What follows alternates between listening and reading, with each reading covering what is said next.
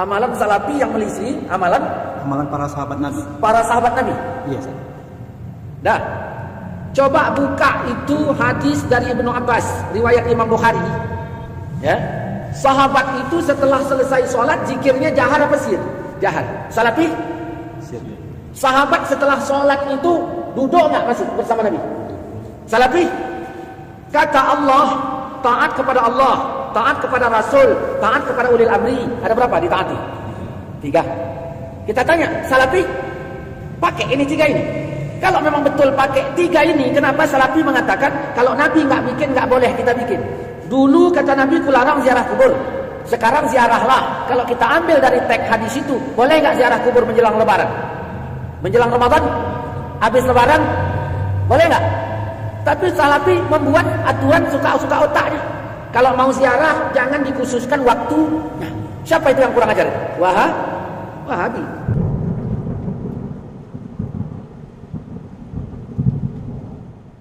Melainkan itu definisi sunnah menurut fikih. Kalau kita sedang berbicara fikih.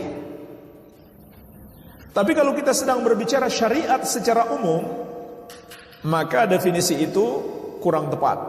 Bukan itu yang dipakai.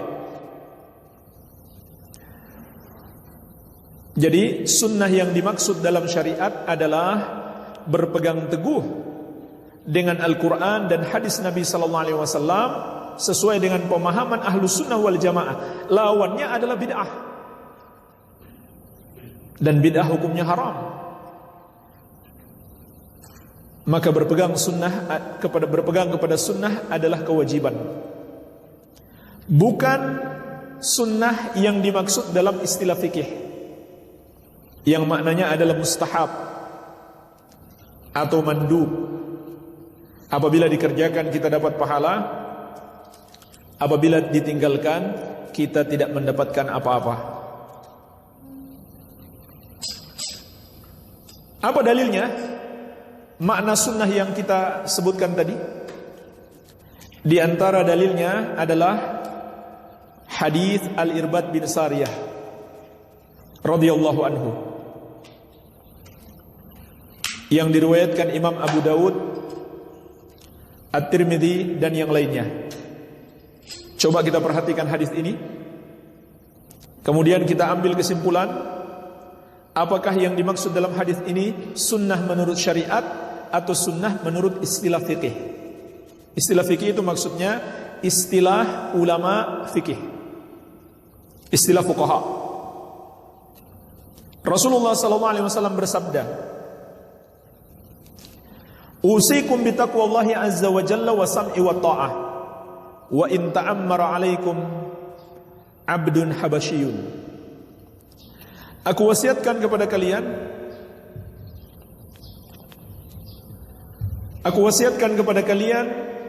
untuk bertakwa kepada Allah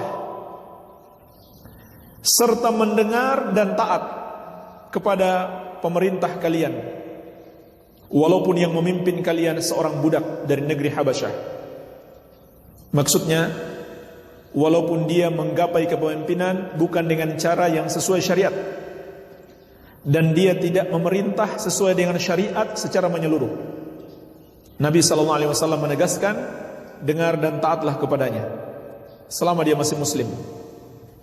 Karena budak dalam syariat tidak mungkin menjadi pemimpin. Dia menyelisihi syariat kalau dia menjadi pemimpin. Kalau dia mau menerapkan syariat, yang pertama dia lakukan adalah mengundurkan diri. Tapi kalau dia sudah berkuasa, kata Nabi SAW, wajib bagi kalian mendengar dan taat.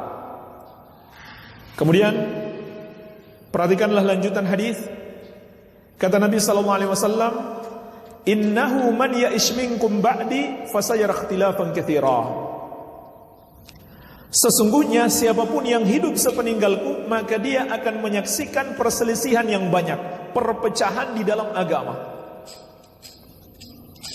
Ini peringatan Nabi SAW akan munculnya perpecahan.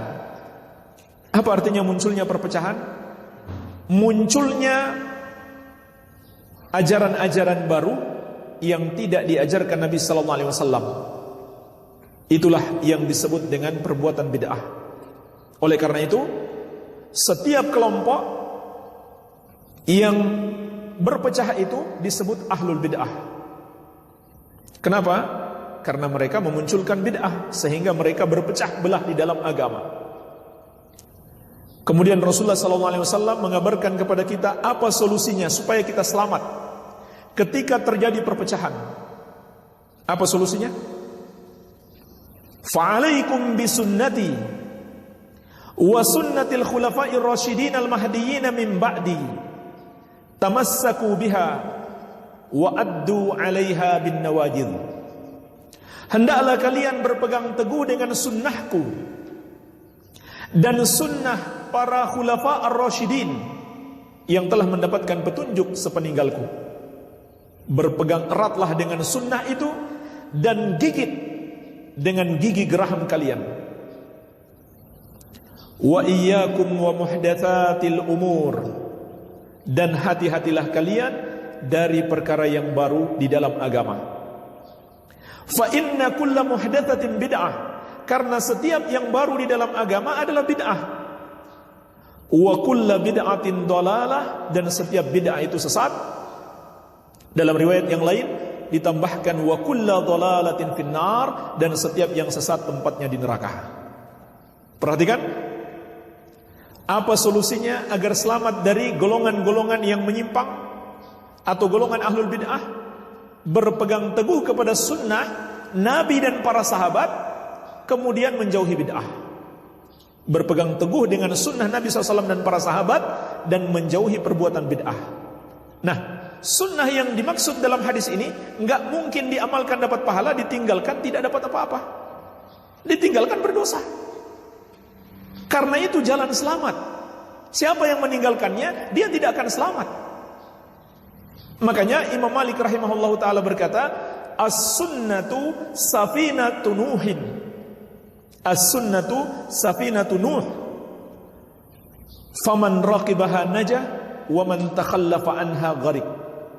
Sunnah itu adalah perahu Nabi Nuh alaihi salam. Barang siapa yang naik, dia selamat. Siapa yang tidak naik, celaka, tenggelam dia. Itu perumpamaan sunnah, kata Imam Malik rahimahullah. Berarti bukan sunnah yang kalau dikerjakan mendapat pahala, ditinggalkan tidak dapat apa-apa. Dan sunnah dengan makna fikih ini belum dikenal di masa para sahabat. Kalau sahabat mengatakan sunnah, itu tidak berarti seperti yang diucapkan oleh ulama fikih sekarang. Itu bisa berarti luas. Itu bisa bermakna luas, yaitu mengikuti Al-Quran dan hadis Nabi SAW sesuai pemahaman Ahlus Sunnah wal Jamaah, atau mengikuti pemahaman sahabat. Ini sunnah yang kita maksudkan. Bukan sunnah dalam definisi fikih itu salah, bukan, itu tidak salah. Cuman pembicaraan kita bukan tentang itu, tapi pembicaraan kita tentang sunnah di dalam syariat. Dan jamaah sekalian, golongan-golongan yang sesat itu tidak memahami arti sunnah yang sering kita jelaskan. Sampai saya melihat di di medsos ada sebuah video, ada seorang ustadz sunnah menjelaskan tentang sunnah. Sunnah menurut syariat. Setelah ustadz sunnah itu menjelaskan, mereka tampilkan anak SD, ditanya tentang apa itu sunnah. Lalu anak SD itu menjawab seperti pengertian fikih. Sunnah itu kalau dikerjakan dapat pahala, kalau ditinggalkan tidak dapat dosa. Lalu terakhir ditulis, anak SD lebih tahu daripada ustadz. Ya, mereka nggak paham. Mereka nggak paham arti sunnah yang sebenarnya, dan tidak mengerti bagaimana cara membantah secara ilmiah.